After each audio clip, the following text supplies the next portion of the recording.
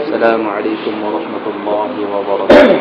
وعليكم السلام ورحمة الله وبركاته. إن الحمد لله نحمده ونستعينه ونستغفره ونؤمن به ونتوكل عليه ونعوذ بالله من شرور أنفسنا ومن سيئات أعمالنا. من يهد الله فلا مضل له ومن يضلل فلن تجد له وليا مرشدا. وأشهد أن لا إله إلا الله وحده لا شريك له وأشهد أن محمدا عبده ورسوله أرسله بالحق بشيرا ونذيرا بين يدي الساعة. ومن يطع الله ورسوله فقد رشد ومن يعصيهما لا يضر إلا نفسه ولا يضر الله شيئا. صلى الله على نبينا محمد وعلى آله وصحبه أجمعين. أما بعد فقد قال الله تعالى في القرآن الكريم: أعوذ بالله من الشيطان الرجيم. بسم الله الرحمن الرحيم.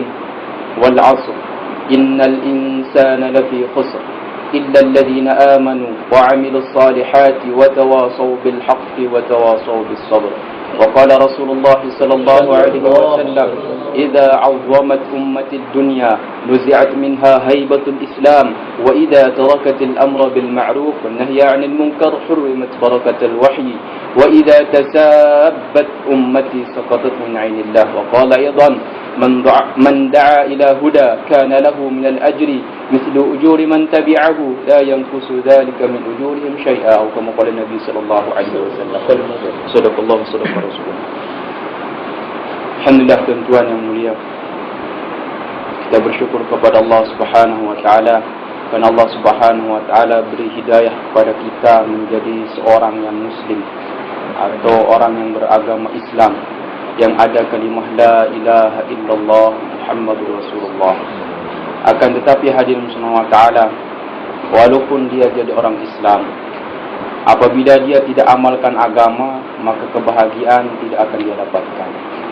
Kenapa hadirin subhanahu wa ta'ala? Kebahagiaan, kesuksesan, kejayaan, keselesaan dalam hidup akan dirasakan oleh setiap manusia apabila ada dalam kehidupannya iman dan amal soleh. Iman dan amal soleh, agama dan amal agama, iman dan hakikat iman. Apabila iman dan amal soleh hadirin ada dalam kehidupan, pasti dan pasti kita akan bahagia. Laki-laki maupun perempuan, hidup di kota atau di bandar maupun hidup di kampung, orang kaya maupun orang miskin, kalau dia ada iman amal soleh pasti berjaya, pasti bahagia. Sebagaimana firman Allah Subhanahu wa taala: "Man 'amila salihan min dzakarin aw untha wa huwa mu'min falanuhyiyannahu hayatan thayyibah." Man 'amila salihan, barang siapa beramal saleh, min dzakarin aw untha, baik laki-laki maupun perempuan, baik yang kaya maupun orang yang miskin, wa huwa mu'min, dan dia juga beriman, iman dan amal saleh, falanuhyiyannahu hayatan thayyibah, maka pasti dan pasti kami akan berikan kepadanya hayatan thayyibah, kehidupan yang baik, kehidupan yang selesa. Kemudian hadirin subhanahu wa ta'ala, kebanyakan orang sekarang berpindah dari satu tempat ke tempat yang lain, menyangka bahawa tempat yang dia duduki atau diami tidak ada keberkahan, maka dia cari ke tempat lain berpindah. Senang seandainya saya hidup di kota, orang kampung macam itu bilang. Kemudian orang kota pun seandainya senang, sekiranya saya hidup di kampung itu akan saya gembira, selesa, bahagia. Tetap pada kediaman masing-masing hadirin subhanahu wa ta'ala, di mana-mana pun kita berada, walaupun di bandar maupun di kampung, di mana-mana pun kita berada, walaupun di tengah padang pasir pun, tak ada asbab kehidupan, kita ada iman dan amal soleh, yakin kita hanya benar kepada Allah Subhanahu wa ta'ala, perintah Allah kita kerjakan, yang kita amalkan, maka pasti dan pasti keberkahan Allah akan buka dari atas langit maupun dari bawah bumi.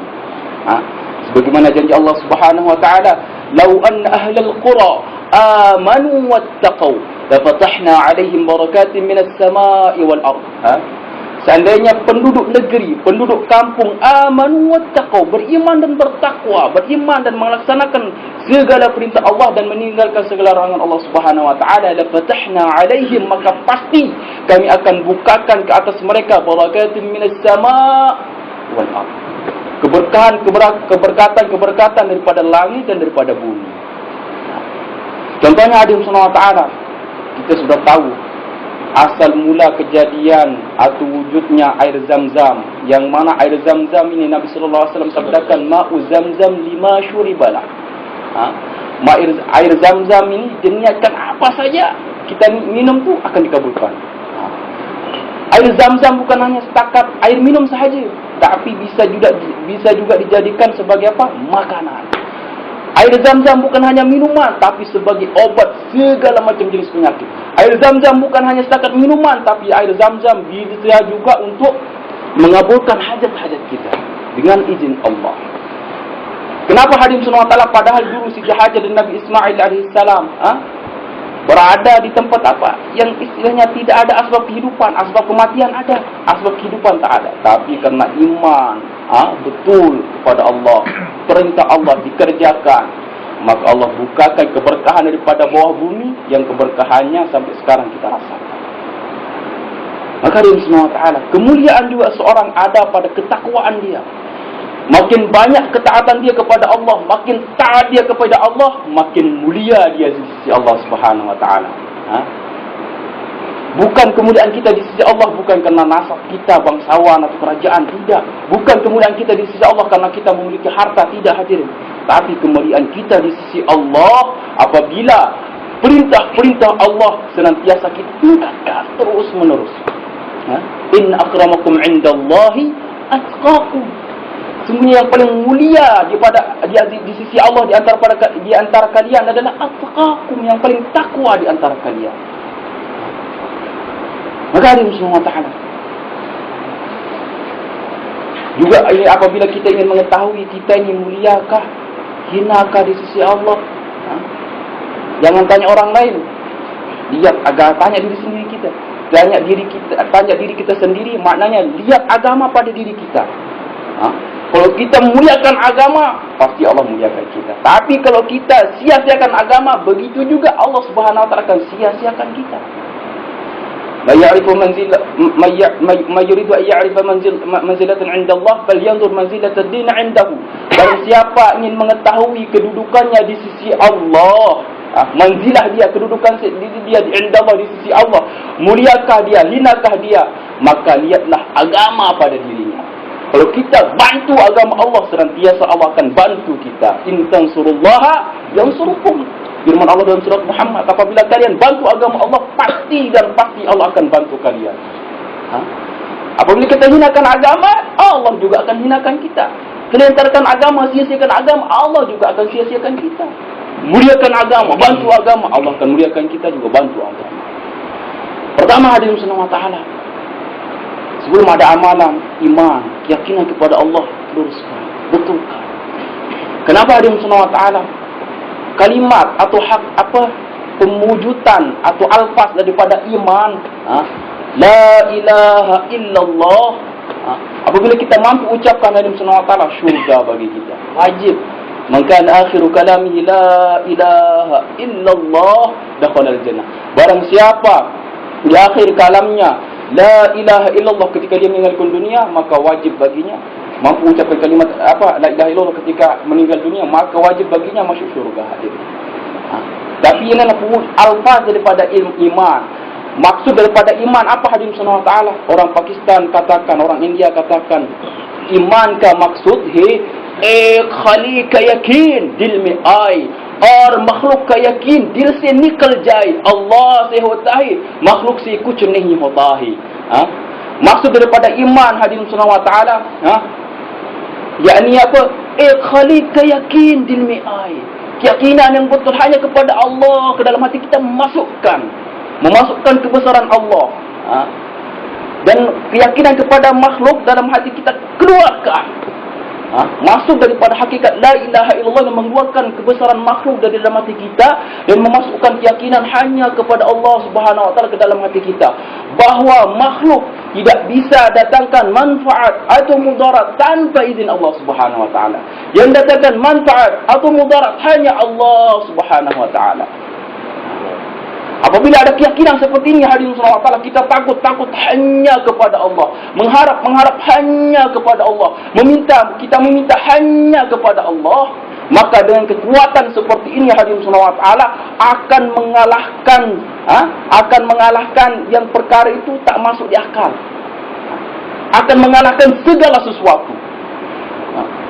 Contohnya hadirin subhanahu wa ta'ala dalam kitab Riyadhus Shalihin, Nabi sallallahu alaihi wasallam ketika dia duduk ketika dia tertidur menggantungkan pedangnya di atas pohon, kemudian datang orang ambil. Kemudian hebatnya ini, kita sanjunglah hebat, dia tak tusukkan. Kenapa? Kalau dalam orang Arab tu, kalau dia bunuh orang ketika tidur termasuk pengecut, tunggu dia bangun. Maka dia bangunkan Nabi sallallahu alaihi wasallam, pedang terhunus dihadapkan. Kemudian ditanya, wahai Muhammad, man yamna'uki minil an? Wahai Muhammad, siapa yang akan menjaga istilahnya mencegah aku daripada kamu sekarang ini? Yang mencegah membunuh kamu siapa? Siapa Muhammad? Maka dengan keyakinan hadirin, kalau kita kan misalkan ada pedang kan di hadapan kita kan, tinggal ditusukkan, siapa yang menyelamatkan kamu sekarang daripada aku kan? Kalau iman kelemah-lemah kan, sahabat saya mana ya? Atau panggil pistol saya mana ya? Atau pedang saya mana? Atau yang jago silat macam mana ya? Itu. Tapi Nabi SAW makhluk, ya tetap makhluk, pedangnya makhluk, sahabat juga yang makhluk, semua dalam makhluk. Makhluk tidak bisa datangkan manfaat atau mudarat tanpa izin Allah. Maka ketika ditanya oleh orang-orang Badui tadi hadirin sallallahu alaihi wasallam, langsung Nabi sallallahu alaihi wasallam dengan mengucapkan keyakinan yang betul-betul, siapa yang menyelamatkan kamu dariku sekarang Muhammad? Ucap Allah, Allah, Allah. Lepas itu pedang hadirin. Lepas. Cuma apa hadirin sallallahu alaihi wasallam? Lidah Nabi sallallahu alaihi wasallam macam pipe keran kan? Itu ini saja tandonnya atau pusatnya dalam hati. Begitu juga hadirin sallallahu alaihi wasallam ketika Abdullah bin Umar radhiyallahu anhu ketika akan melaksanakan perjalanan haji, di tengah-tengah perjalanan dia melihat sekelompok orang ketakutan, berdiam diri, kemudian ketakutan. Kemudian ditanya, apa yang menyebabkan kalian sih ketakutan, tak berjalan? Maka orang-orang ini bilang, ada singa, ada asap di depan. Ada asap. Kenapa ada singa? Kenapa memang ada singa? Ada macan, ada apa? Iyalah, macan. Kalau kami dekat-dekat, nanti macan terkam kami, makan kami, celakalah kami. Itu macan beri mudarat kepada kami. Kalau Abdullah bin Umar tengok macan hidup sama macan mati atau gambar macan, sama saja. Sama saja, makhluk ya makhluk. Mana itu macan? Didatangi oleh Abdullah bin Umar, orang pada ketakutan kan, ini budak ni nak pergi mana ni? Nak datangi macan kan? Orang pada ketakutan. Apa yang terjadi sama Abdullah bin Umar? Kenapa dah ni? Tapi Abdullah bin Umar tak ada rasa takut, santai. Tak ada rasa takut, rasa aman, senantiasa. Kalau iman dia betul, tidak bercampur dengan kesyirikan, memang Allah akan berikan kepada kita rasa aman dimanapun kita berada. Sebagaimana janji Allah Subhanahu wa taala, alladzina amanu wa lam yalbisu imanahum bizulmin ulaika lahumul amnu wa hum muhtadun. Alladzina amanu, itu orang-orang beriman, wa lam yalbisu imanahum bizulmin, dan tidak mencampur adukkan keimanan mereka dengan kezaliman. Kezaliman diartikan di sini dalam surat Luqman juga diterangkan. Qala ya bunayya wa qala ya bunayya la tusyrik billah. Qala ya bunayya la tusyrik qala ya bunayya la tusyrik billah inna syirka la zulmun 'adzim. Dalam surat Luqman, inna syirka la zulmun 'adzim. Sesungguhnya kesyirikan itulah kezaliman yang sangat besar. Maksud kezaliman adalah kesyirikan, kegelapan yang sangat besar. Sedangkan janji Allah, barang siapa orang yang beriman dan tidak mencampur keimanan mereka dengan kesyirikan. Orang beriman, mukminun musyrikun maksudnya di sini. Beriman, betul-betul beriman.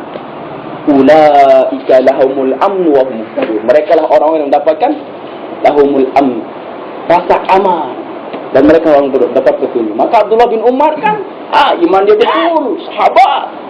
Ada rasa takut, mana kecil, singa, macam dia tak tangis, tak ada rasa takut. Datang di hadapan singa itu, kemudian dijewer telinga dia pukul, pergi kamu. Langsung singa itu hadirin ketakutan, pergi. Orang berketakutan. Kalau kita baca satu sahabat hadirin semua tak pernah kita juga. Kenapa Abdullah bin Umar boleh buat macam tu?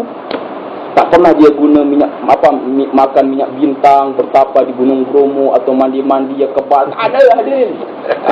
Tak ada. Tapi di tengah orang yang begitu kan, takjubkan langsung sadaqa Rasulullah sallallahu alaihi wasallam, innani sami'tu yaqul man khafa Allah akhafa Allah minhu kulli shay wa man lam yakhaf Allah akhafahu Allah min kulli shay. Sadaqa Rasulullah sallallahu alaihi wasallam, benar Rasulullah sallallahu alaihi wasallam. Innani sami'tu yaqul, sesungguhnya aku mendengar beliau bersabda, man khafa Allah akhafa Allah min kulli shay. Barang siapa takut hanya kepada Allah, maka Allah akan jadikan segala sesuatu takut daripadanya. Singa ditempiling takut lari.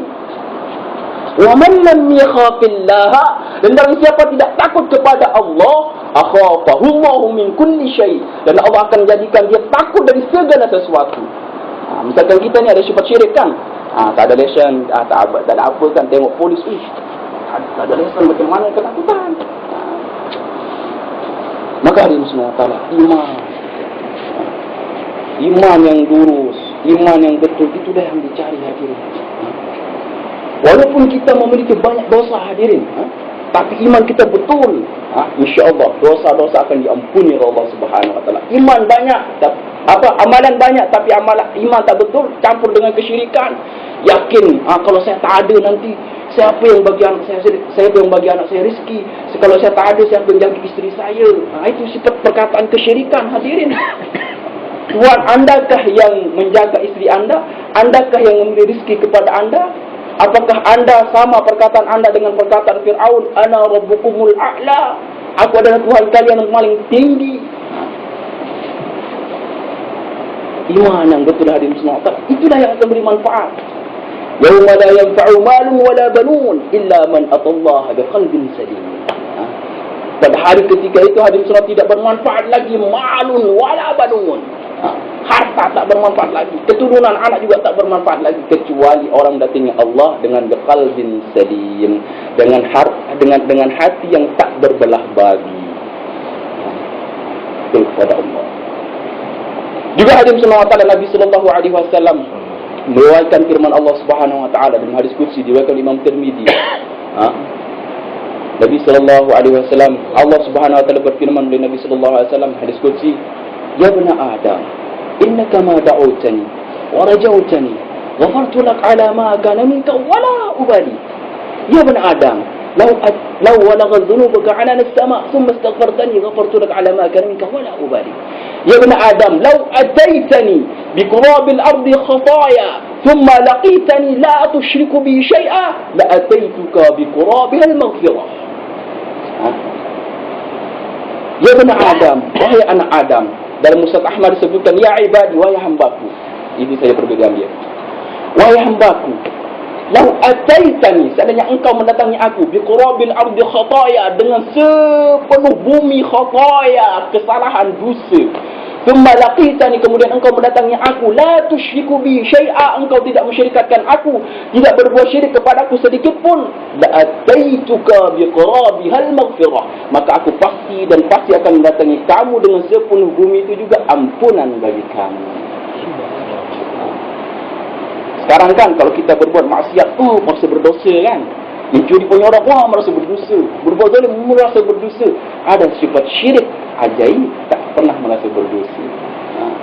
Syirik aja berat, bukan perkara ringan.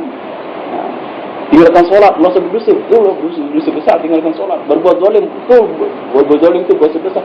Tapi di sekian banyak dosa yang paling besar, syirik.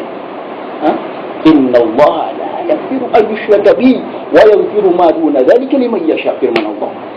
Sesungguhnya Allah tidak akan mengampuni dosa syirik. Tuliskan dalam Al-Quran, tidak akan diampuni dosa syirik. Wa yaghfiru ma duna dzalika, dan Allah Subhanahu wa taala akan mengampuni dosa-dosa selain daripada syirik, may yasha, bagi siapa orang yang dikehendaki oleh Allah Subhanahu wa taala. Maka inilah usahanya hadirin semua taala. Usaha berapa minit?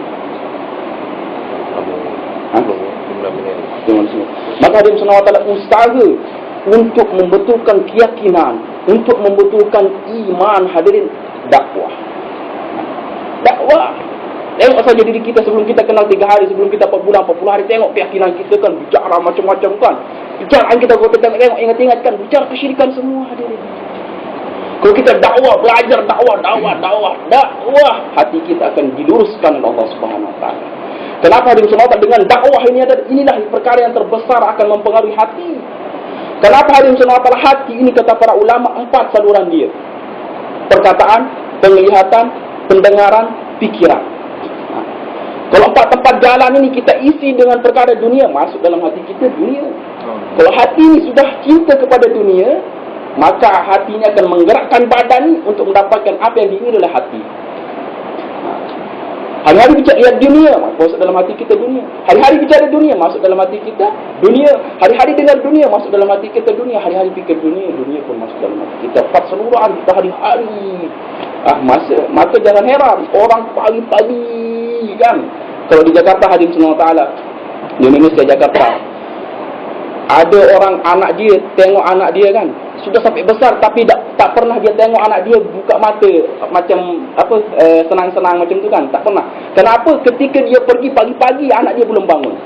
Balik kerana dekat Jakarta tu jam. Kereta tu jam kan, balik sudah tengah malam. Sudah tengah malam tengok anak pun sudah tidur.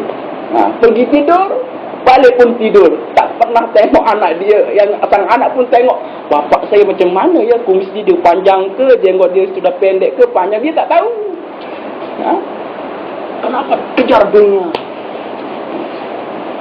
Kenapa ada sesuatu? Inilah dunia. Hati adalah raja bagi dia. Baik hati kita, baik amalan kita. Buruk hati kita, kalau kita isi dengan perkara yang buruk jadinya hati ni. Kalau hati ni sudah buruk, apa amalan atau jasad ni juga buruk.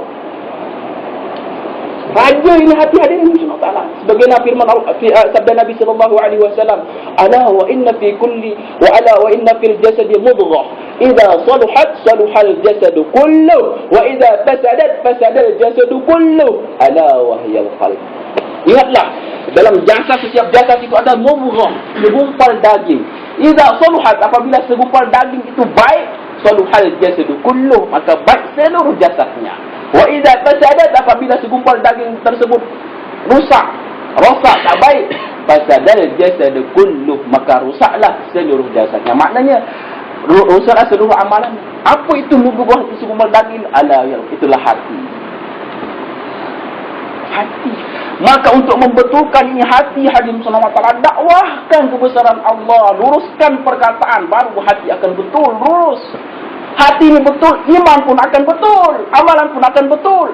Sebagaimana sabda Nabi sallallahu alaihi wasallam, diriwayatkan oleh Imam Ahmad, dalam Musnad Ahmad disebutkan Nabi sallallahu alaihi wasallam bersabda, "La yastaqimu imanu 'abdin hatta yastaqim qalbuhu, wa la yastaqim qalbuhu hatta yastaqim lisanuhu." La yastaqimu imanu 'abdin, tidak akan lurus iman seorang hamba hatta yastaqim qalbuhu, sehingga dia meluruskan hatinya. Wala yastaqim qalbuhu, sehingga dia tidak akan lurus hati dia hatta yastaqim lisanu, sehingga dia meluruskan lisan dia, perkataan dia. Ya ayyuhalladzina amanu taqullaha wa qulu qawlan sadida yuslih lakum a'malakum wa yaghfir lakum dhunubakum. Ini janji Allah kan. Hai orang yang beriman, bertawakal kepada Allah dan katakanlah perkataan yang benar, yang lurus, yang baik. Barulah yuslih lakum a'malakum, baru Allah akan perbaiki kalian dan jadi amalan-amalan kalian. Barulah wa yaghfir lakum, akan mengampuni dosa-dosa kalian. Dan dari sekian banyak perkataan, hadirin, perkataan yang paling lurus, perkataan yang paling tinggi, perkataan yang paling baik, paling bagus apa hadirin? Wa man ahsanu qawlan. Dalam surah Fussilat Allah Subhanahu wa taala firmankan, "Wa man ahsanu qawlan mimman da'a ila Allah." Wa man ahsanu qawlan, dan siapa yang lebih baik perkataannya, mimman da'a ila Allah, daripada orang mengajak taat kepada Allah. Dakwah. Kemudian Allah Subhanahu wa taala dengan dakwah, masya-Allah, iman hadirin, iman yang akan terbentuk, wujud kesayangan kita kepada agama akan terwujud juga hadirin subhanahu wa taala. Jadi hadirin subhanahu wa taala, kalau kita ingin ketahui agar kita meningkatkan porsi dakwah kita hadirin subhanahu wa taala, hati kita kalau ingin ketahui hati ini lebih tawajuh kepada makhlukkah atau lebih tawajuh kepada Allah, kita kan enggak tahu bagaimana cara ngetesnya kan. Maka ada seorang syekh daripada Yaman namanya Syekh Fatah. mengajarkan kami ketika kami duduk-duduk di Masjid Nabawi. Ya, Ashabul Suffah tak ada rumah juga macam saya, duduk di Masjid Nabawi. Kemudian dia bilang, wahai Ismail, kalau ente ingin tahu hati ente lebih terwajud kepada Allah kah atau kepada makhluk kah, walaupun ente macam Ashabul Suffah kan, kau pernah makan sedikit, pakaian pun macam tu, tapi belum tentu hati kau itu terwajud kepada Allah. Kalau kau nak tengok hati kau betul-betul terwajud kepada Allah, kau solat 2 rakaat. Apabila kau daripada takbir Allahu Akbar sampai kau salam, tak ada fikiran makhluk, hanya Allah, berarti hati kau memang terwajud kepada Allah. Tetapi kalau kau Allahu Akbar, ofis saya belum dikunci, handset saya tadi saya dekat cas dekat sana kan, lupa saya ambil, nanti kalau orang ambil macam mana ya? Tengok kan, orang masih lanjut lagi. Apa lagi yang tu kan, handset saya dekat mana tadi ya? Handset mahal-mahal baru saya beli, ada dekat sana kan, dekat poket saya kan. Tengok, ada lagi solat macam apa tadi semua tak ada.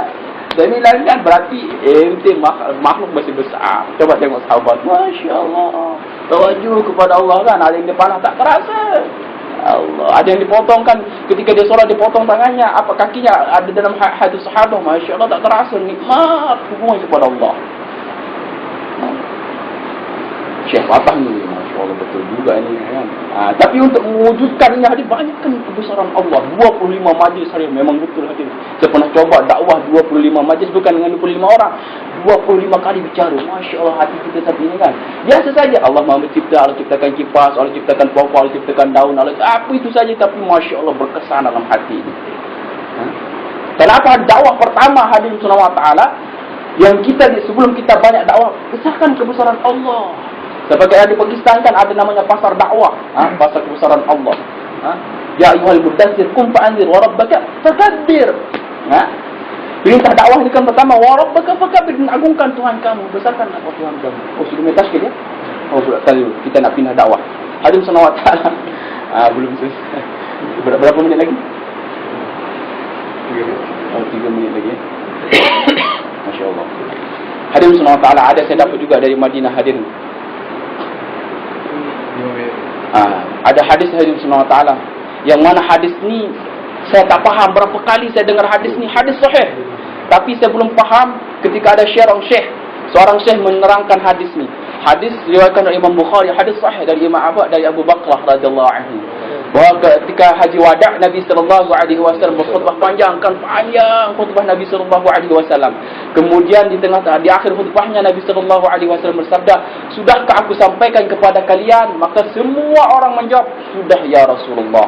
Maka Nabi sallallahu alaihi wasallam mengangkat tangan ke langit, "Allahumma fashhad, Allahumma fashhad, Allahumma fashhad." Ya Allah, saksikan ya Allah. Ya Allah, saksikan ya Allah. Ya Allah, saksikan ya Allah. Maka maknanya, saksikan ya Allah, aku sudah sampaikan agama. Kemudian setelah berdoa Nabi sallallahu alaihi wasallam, "Ala falyuballighu syahid minkum al-ghaib." Ingatlah yang hadir di sini, hendaklah dia menyampaikan kepada yang tidak hadir di sini. Hari-hari saya dengar Syekh Faruq bicara hadis ini, hadirin subhanahu wa ta'ala, tapi makna dia, tujuan daripada itu Nabi sallallahu alaihi wasallam angkat berdua macam itu tak apa. Saya dapat hadirin subhanahu wa ta'ala dari seorang syekh besar daripada Madinah. Ketika saya sampaikan hadis, banyak saya sampaikan hadis, dia tahu hadis yang kau sampaikan ini dhaif, hadis yang kau sampaikan ini hasan, hadis yang kau sampaikan adalah sahih, hadis yang kau sampaikan dauduk. Ajibnya hadir pandai dia, ahli hadis. Kemudian dia menceritakan bahawa hak agama ada 2, diamalkan dan disampaikan. Apabila salah satu hak tak ditunaikan, hati-hati. Apabila diamalkan saja tak disampaikan, hati-hati. Apabila disampaikan saja tak diamalkan, hati-hati juga. Hak agama ada 2, diamalkan dan disampaikan. Maka diceritakan agama dari Allah. Agama nanti akan diminta saksi semua hadirin subhanahu wa ta'ala. Agama dari Allah, mulai malaikat Jibril, kemudian para semua para nabi. Kemudian dia menceritakan panjang cerita sampai dia ceritakan kepada agama dari Allah, kepada Nabi Jibril. Nanti malaikat Jibril, Allah subhanahu wa ta'ala akan bertanya. Nanti akan ditanya semua nikmat ini hadirin subhanahu wa ta'ala akan ditanyakan pada hari kiamat, terutama nikmat yang terbesar, nikmat agama. Apakah sudah diamalkan dan sudah disampaikan? Syekh ini menceritakan kepada kami hadir agama. Jibril pertama ditanya, "Wahai Jibril, mana agama?"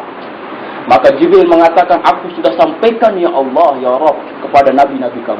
Dia serahkan kepada Nabi Muhammad. "Aku sudah sampaikan ya Allah kepada Nabi Muhammad." Setelah dia bukan hanya cukup dengan pertanyaan macam tu, jawaban macam tu. Saksi kamu apa? Kena ada saksi. "Oh, saksiku ya Allah, Saksiku ya Allah adalah Al-Quran ya Allah. Aku sudah sampaikan, Kau Maha tahu. Tak ada yang aku sembunyikan daripada awal Al-Fatihah sampai anak, sudah aku sampaikan. Tak ada yang aku silip-silip, tak ada. Agama dari Allah, mereka jadi ke dalam Nabi sallallahu alaihi wasallam. Sekarang kenapa Nabi sallallahu alaihi wasallam dipanggil? Muhammad ta'ala, apa ke sini? Mana agama? Nabi sallallahu alaihi wasallam menjawab, agama aku sudah sampaikan. Ini pertanyaan, ada pertanyaan amal kan? Ada pertanyaan penyampaian agama sekarang ni. Jibril ditanya, sudah kau sampaikan agama? Sudah. Saksinya ada. Sekarang Nabi SAW ditanya, sudahkah kau sampaikan agama Muhammad? Maka Nabi SAW menjawab, sudah ya Allah.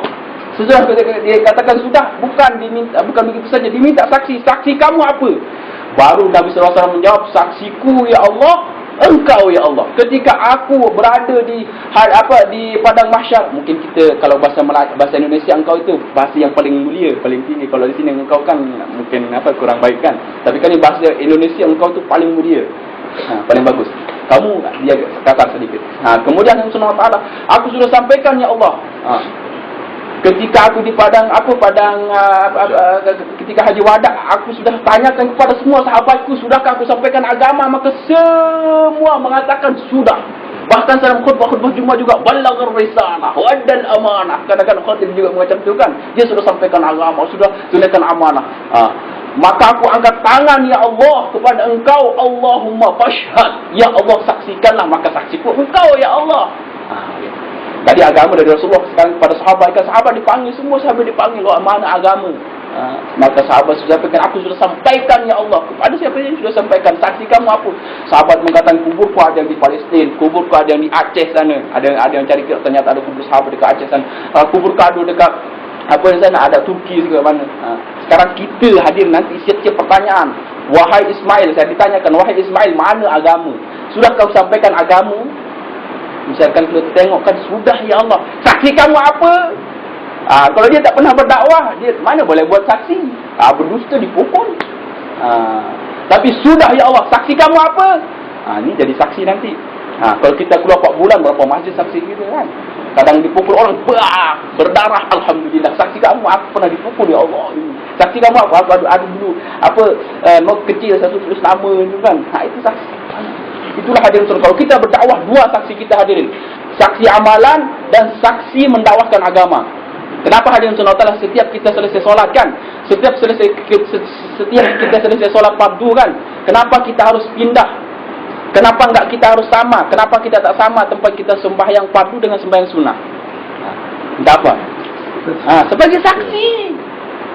Perbanyak. Makanya kalau kita sembahyang fardu di sini kan, ini kalau sembahyang sunat, kenalah di sana tu ke tempat lain agar menambah saksi. Tapi kalau kita orang dakwah, kalau kita kan sembahyang, jadi saksi dakwah. Kalau kita datang sini kan, terutama tuan-tuan yang keluar 3 hari di sini, saksi amalan sudah ada, saksi dakwah pun sudah ada, sudah menyampaikan agama kan, jauhlah gasap segala macam.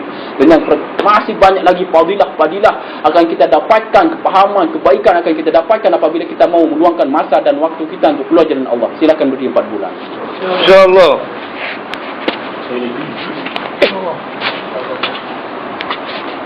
Tiga.